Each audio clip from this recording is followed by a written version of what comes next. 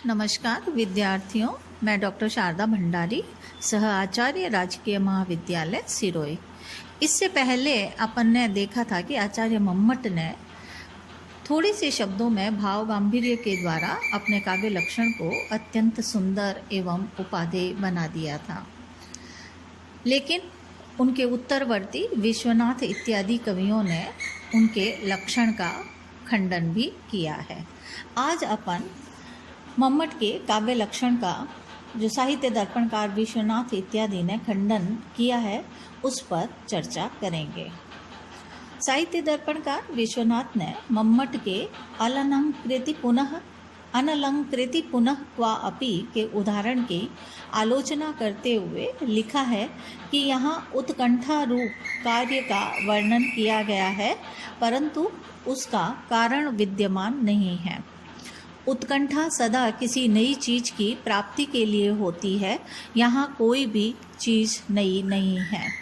सभी वस्तुएं पहले सैकड़ों बार की भोगी हुई है, इसलिए उत्कंठा का कारण न होने पर भी उत्कंठा रूप कार्य का वर्णन होने से यहाँ विभावना अलंकार है। इसी प्रकार यदि इसको उलट दिया जाए तो यहाँ विशेषोक्ति अलंकार निकल सकता है। यहाँ सभी वस्तुएं उपभुक्त है, इसलिए उत्कंठा नहीं होनी चाहिए, अर्थात उत्कंठा के अभाव की सारी सामग्री विद्यमान है, परंतु उत्कंठा का अभाव रूप कार्य नहीं है, उत्कंठा हो रही है।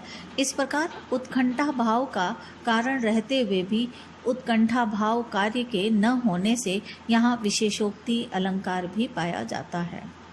विश्वनाथ ने अत्यंत संदर्भ के साथ विभावना विशेषोक्ति मूलक संदेह संकर अलंकार को यहाँ सिद्ध करने का प्रयत्न कर इस उदाहरण में अलंकार के अभाव का खंडन किया है, किंतु आचार्य मम्मट की दृष्टि से यह ओझल नहीं था। वे भी जानते थे कि यहाँ इस प्रकार से विभावना या विशेषोक्ति या दोनों का संदेह संकर अलंकार निकाला जा सकता है, परंतु वे स्पष्ट नहीं अपितु खींच तान कर ही निकाला जा सकता है।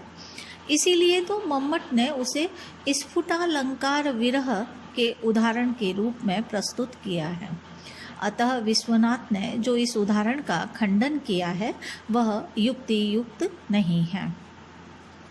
काव्य प्रकाशकार ने अपने काव्य लक्षण में शब्दार्थों के जो 3 विशेषण अदोषौ, सगुणौ और अनलंकृति पुनः क्वापि दिए हैं, उन तीनों का भी विश्वनाथ ने बुरी तरह से खंडन किया है।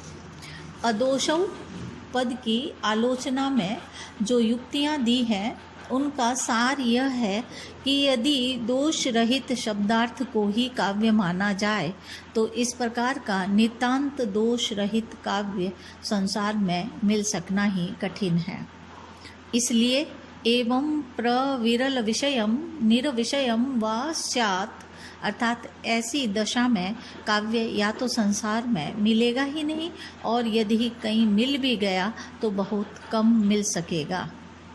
इसके अतिरिक्त नयकारो हयमेव मे यदरयः इत्यादि जिस श्लोक को ध्वनि प्रधान होने से उत्तम काव्य माना गया है, उसमें भी विधेया विमर्श दोष के विद्यमान होने से उसको उत्तम काव्य क्या काव्य भी नहीं कहा जा सकेगा।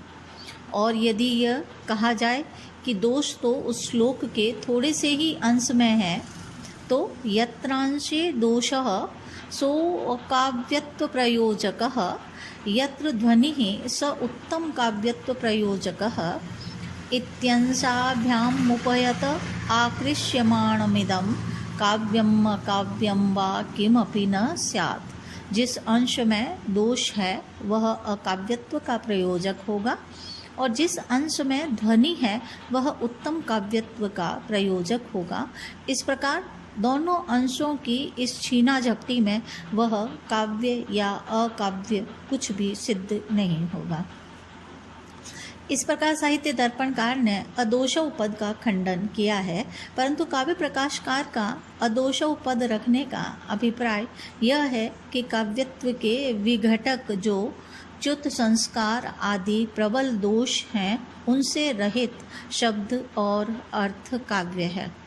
कोई भी दोष स्वरूपतः दोष नहीं होता, अपितु जब वह रसानुभूति में बाधक होता है तभी दोष कहा जाता है। जैसे दुश्रवत्व दोष करुण, श्रृंगार आदि कोमल रसों की अनुभूति में बाधक होता है तो वहाँ उसे दोष कहा जाता है, परंतु वीर, विभत्स या भयानक रस में वह दुश्रवत्व रसानुभूति का बाधक नहीं अपितु साधक हो जाता है। अतः वहाँ दोष नहीं अपितु गुण कहा जाता है। स्वयं साहित्य दर्पणकार ने भी साधारण दोषों के रहते हुए भी काव्य में काव्यत्व को स्वीकार किया है। कीटानुविद्ध रत्नादि साधारण्येन काव्यता दुष्टेष्वपि मता यत्र रसाद्यनुगमः स्फुटः। ऐसी दशा में काव्य प्रविरल विषय या निर्विषय कुछ भी नहीं होता है, और न ही न्यकारोहयमेव में यदरयः इत्यादि में साधारण विधेय विमर्श दोष होने से अकाव्यत्व होता है। इसलिए विश्वनाथ ने इसके खंडन में जो कुछ लिखा है उसका पांडित्य प्रदर्शन के अतिरिक्त और कुछ नहीं है। काव्य प्रकाश में दिए हुए सगुण पद के खंडन में विश्वनाथ का कहना है कि गुण तो रस के धर्म है, रस में रहते हैं, वे शब्द या अर्थ के धर्म नहीं होते हैं। इसलिए काव्य प्रकाशकार ने जो सगुण पद को शब्दार्थों के विशेषण के रूप में प्रयुक्त किया है वह भी उचित नहीं है।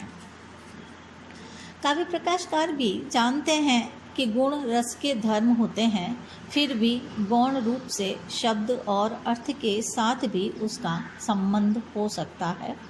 अष्टम उल्लास में गुणवृत्त्या पुनस्तेषां वृत्ति ही शब्दार्थयोर्मता लिखकर मम्मट ने गौणी वृत्ति से शब्द और अर्थ के साथ भी गुणों के संबंध का प्रतिपादन किया है और उसी दृष्टि से सगुणौ पद का प्रयोग किया है।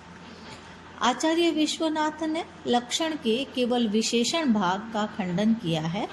इसके विपरीत रस गंगाधरकार पंडित राज जगन्नाथ ने विशेष्य भाग शब्दार्थों पद पर आपत्ति उठाई है। उनके मत में शब्द और अर्थ में न व्यासज्य वृत्ति काव्यत्व बनता है, न प्रत्येक पर्याप्त। फलतः काव्यत्व शब्दार्थ उभयनिष्ठ धर्म नहीं है, अपितु केवल शब्दनिष्ठ धर्म है। इसलिए उन्होंने काव्य का लक्षण दिया है, रमणीयार्थ प्रतिपादकः शब्दः काव्यम। परंतु उनका यह खंडन उनके ही टीकाकार नागेश भट्ट को उचित प्रतीत नहीं हुआ। इसलिए रसगंगाधर की इसी स्थल की टीका में नोचिता कहकर लिखा है, जिसका अभिप्राय यह है कि काव्यत्व का प्रयोजक जो रसास्वाद व्यंजकत्व है वह शब्द तथा अर्थ दोनों में समान रूप से रहता है। काव्यम पठितम, काव्यम श्रुतम, काव्यम बुद्धम, अर्थात काव्य को पढ़ा, काव्य को सुना, काव्य को समझा, इस प्रकार का व्यवहार भी दिखलाई देता है। इससे शब्द तथा अर्थ दोनों की काव्यता प्रतीत होती है, केवल शब्द या केवल अर्थ नहीं।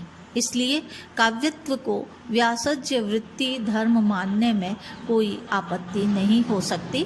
फलतः काव्य प्रकाशकार के अनुसार शब्द और अर्थ दोनों में काव्य मानने में कोई बाधा नहीं है। यह रस गंगाधर के टीकाकार नागेश भट्ट का अभिप्राय है। न केवल नागेश अपितु प्रायः सभी आचार्यों ने शब्द और अर्थ दोनों को ही काव्य माना है।